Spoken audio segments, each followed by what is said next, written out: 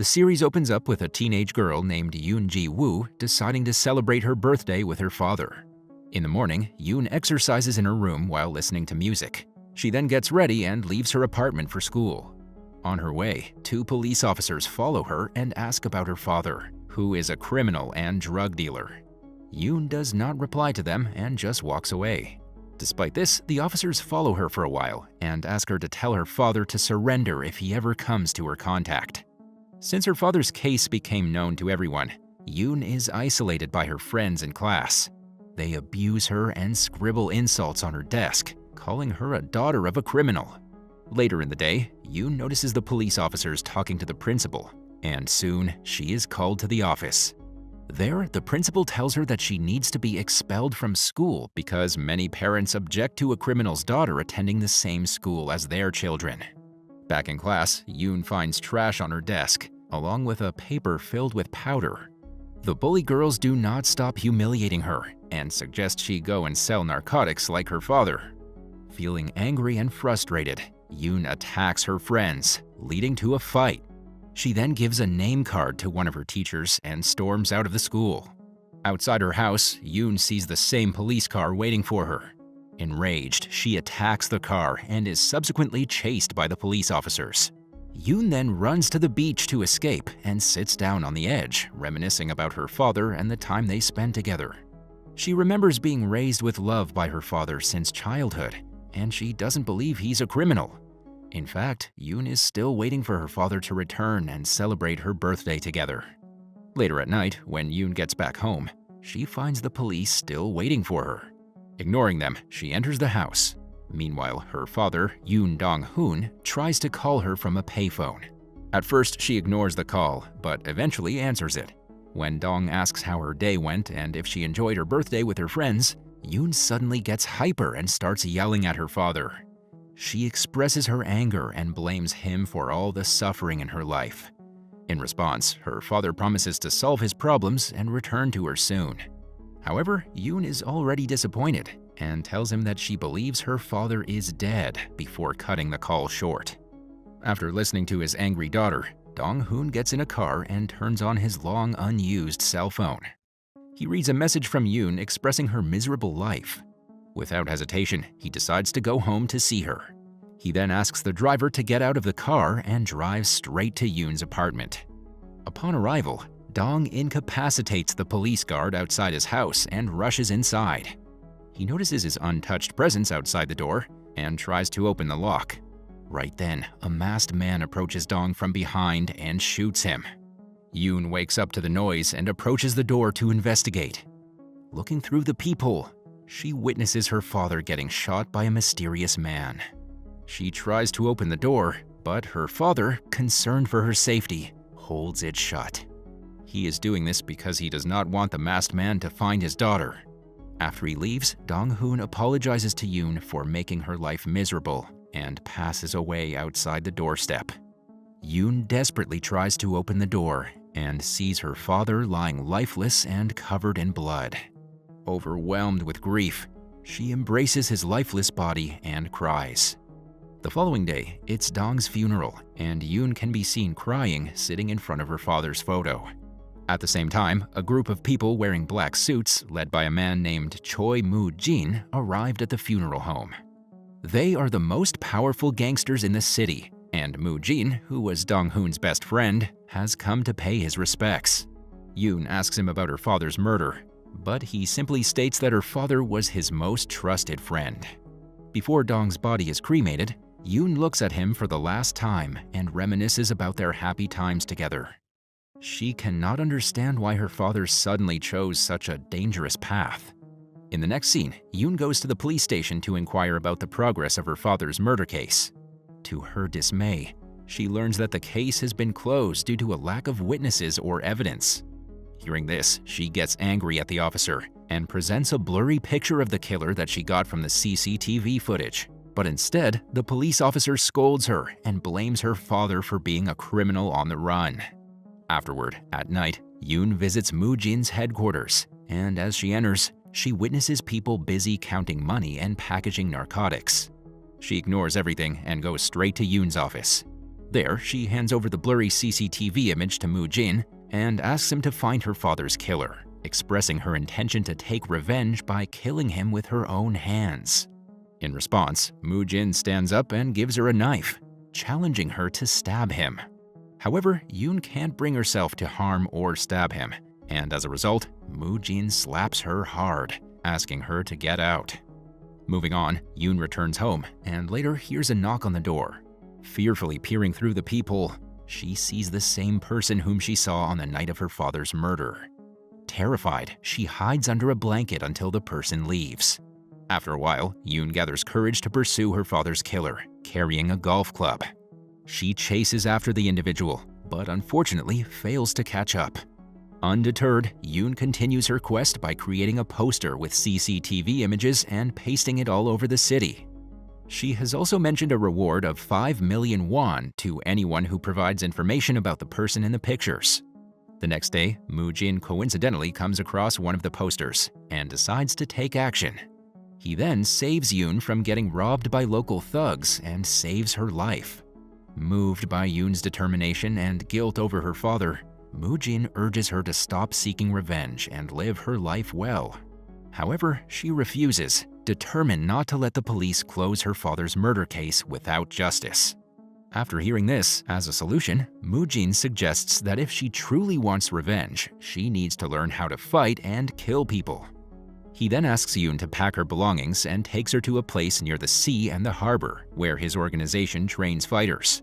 Mu-jin informs his men present there to train Yoon, surprising them all, as it's the first time a woman has expressed desire to train as a fighter with them. The next day, Jung Tae-ju, Mu-jin's right-hand man, disagrees with the decision to let Yoon join their organization. However, Mu-jin insists on allowing her, mentioning that she is seeking revenge for her father. After this, Yoon is assigned to clean and maintain the training ground by Do Gang-jae, one of the fighters from the club. Despite facing mistreatment from some of the men, Yoon remains determined and trains alone every night.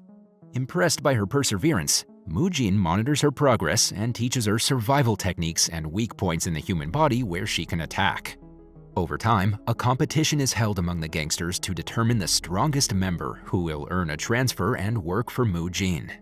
To everyone's surprise, Yoon defeats everyone and emerges as the victor, beating her opponent and rendering them unconscious. This defeat leads Gang-jae to feel humiliated and seek revenge. Later at night, someone drugs Yoon's drink, causing her to feel dizzy. Using this opportunity, Gang-jae and his friends attempt to harm her, but Yoon manages to defend herself despite her unconscious state. Tae-ju intervenes upon hearing the commotion and exposes Gang-jae's plan to harm Yoon. Mu-jin is disappointed in Gang-jae and punishes him by slashing his face with a sword. In the following scene, Mu-jin takes Yoon to a tavern, which was her father's favorite place, and gives her a new identity as Oh Hye-jin, stating that Yoon has been killed by Gang-jae. He also hands the gun found near her father's dead body and reveals that his father was a police officer. With this knowledge, Mu-jin enrolls Hye-jin in the police academy to uncover the truth behind her father's murder. As time passes, Hye-jin dedicates herself to intense training and becomes skilled in using different weapons. She then officially joins Mu-jin's criminal organization and gets their tattoo on her chest. It is crucial for her to stay loyal and keep her true identity a secret. After 3 years, Hye-jin finally enters the police academy and becomes a member of the crime unit. On her first day, she's assigned to track down a long-standing fugitive murder suspect. She asks her friend to call for backup while she enters a club where the suspect is reportedly dealing narcotics with someone else. Hye-jin successfully checks on every room and comes across one where several men are dealing in narcotic transactions. Without hesitation, she confronts them, leading to a fight. Just as the police arrive, Hye-jin successfully handcuffs the suspect. Meanwhile, Jeon Pil-do, an undercover narcotics officer, becomes angry with Hye-jin, believing she has ruined his 6-month plan. They end up fighting over the suspect, and eventually the senior intervenes and allows Pil-do to take custody of the suspect. Pil-do then expresses his anger, declaring that he never wants to see her again. Elsewhere, a gang fight breaks out, and Mu-jin calmly walks amidst the chaos. It seems he's about to confront a former partner who has betrayed the organization by selling narcotics to others. Despite the man's pleas for mercy, Mu-jin mercilessly kills him. The following day, Hye-jin goes to Incheon Police Headquarters with the intention of volunteering for a transfer to the drug unit. There, she meets Captain Cha Gi-ho, and as soon as she sees her face, it triggers a memory of her father's killer. After reviewing her profile and skills, Captain Cha accepts her into his unit and announces she will officially join the team the following week. In the evening, Hye-jin visits Mu-jin to share the news of her acceptance into the drug unit. Here, Mu-jin shares the story of how Hye-jin's father saved his life when he was under attack by his rivals. He shows her a photo of that moment and gives her Dong's knife, urging her to use it to seek revenge on her father's killer. Meanwhile, at the police station, a man named Chang Ho is being interrogated. But instead of revealing information about his associates and boss, he provides details about a man named Mango, who has created a new type of narcotic in candy form. Following this, as Pil-do returns to his office room, he coincidentally runs into Hye-jin, who informs him about her acceptance into the drug unit. Pil-do protests to Captain Cha, arguing that he doesn't want a woman on his team, but the latter tries to appease him, suggesting that Hye-jin might not last more than a month. Reluctantly, Pil-do accepts Hye-jin's presence in the drug unit. In the next scene, we're shown Tae-ju, who still doubts Hye-jin's loyalty. However, Mu-jin trusts Hye-jin and sees her as a valuable asset for their organization. Moving on, Pil-do and his team start searching for the narcotic dealer named Mango, and surprisingly, he urges Hye-jin to handle the mission alone. Without objecting, she enters the suspected location and is immediately attacked by some men. It turns out that Pil-do has intentionally used Hye-jin as bait to catch Mango. But to his surprise, Hye-jin defeats almost every man in the hallway and enters a bar-like place. Although she doesn't find Mango initially, later she manages to capture him when Pil-do arrives. Mango asks about the arrest warrant, but Pil-do dismisses it with a laugh. After this, Hye-jin and Pil-do search for narcotics and discover it hidden in a wine bottle behind the bartender, leading to Mango's arrest. Later, during an interrogation, Mango reveals that a person named Gang Jae is the creator of the undetectable narcotic. Gang Jae had previously attempted to kill Yoon, but was defeated by Mu-jin, resulting in a scar on his face. It is revealed that Gang Jae left Mu-jin's group and started producing the new narcotic, attracting many buyers. Hye-jin informs Mu-jin about this. That night, Hye-jin accesses the police database to search for evidence related to her father's murder. Unfortunately, the killer wore a full-face helmet, making identification difficult. At the same time, Hye-jin discovers that Captain Cha was tasked with arresting a narcotic dealer on the day her father died, but she's unsure if it was her father. The next day, Hye-jin and the team are informed that they will go on a mission to apprehend a long-time fugitive drug dealer. Before they depart, their cell phones are collected to prevent any traitors. However, Hye-jin is shocked to learn that their target is none other than Choi Mu-jin, a major drug dealer in South Korea. Hye-jin becomes nervous and unsure about what to do. They then head to Mu-jin's secret lab on a ship, where the police have set up a careful operation to prevent his escape. Once everything is ready, they initiate the operation. Hye-jin desperately wants to warn Mu-jin about the arrest, but Pil-do keeps a close eye on her, making it impossible.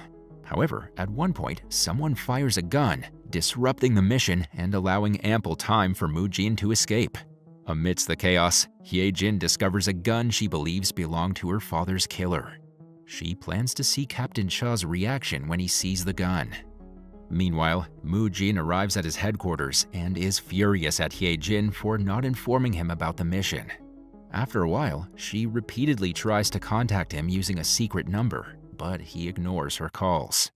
At the police station, the officers are questioning the arrested people from the ship, but nobody wants to talk as they are scared for their lives. Captain Cha grows suspicious about the shooting involving Mu-jin and checks his team's guns, only to find that none of his team members' bullet is missing. Seeing this, Hye-jin asks Pil-do why Captain Cha is so determined to catch Mu-jin. In reply, Pil-do explains that Mu-jin has been their main target for 11 years, and he leads the biggest gang in Incheon and controls all drug trafficking in South Korea.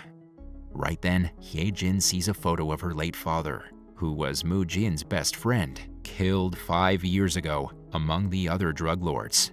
When Hye-jin asks about it, Pil-do says that they have no idea who killed Mu-jin's friend. In the next scene, Hye-jin calls Mu-jin to apologize for not informing him earlier, because the mission was so sudden that she didn't get enough time. She then reveals to him that there are 3 hidden cameras in his hotel, surprising Mu-jin and making him suspect a traitor in his midst. Wasting no time, Mu-jin disables all the police cameras in his hotel, making Captain Cha's team suspect that a traitor is among them. Elsewhere, drunk and excited, Gang-jae prepares for a mission he's planned for 5 years. He and his men attack Mu-jin's fight club, capturing Tae-ju but not killing him. Luckily, Captain Cha's team gets information about the commotion and arrives there.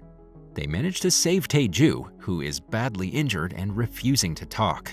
On the other hand, Mu-jin is furious about the raid on his practice area, and Secretary Kang warns him to be cautious, since the place isn't legally linked to him.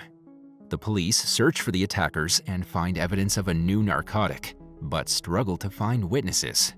While this is happening, Pil-do assures Hye-jin that she does not need to be afraid, and he'll protect her in all situations. He has no idea that in the past, Hye-jin used to practice in the same fight club.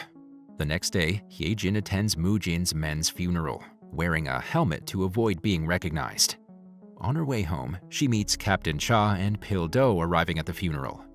Surprisingly, Captain Cha confronts Mu-jin at the funeral home, and their animosity is evident when the former expresses his determination to end this, tired of Mu-jin escaping.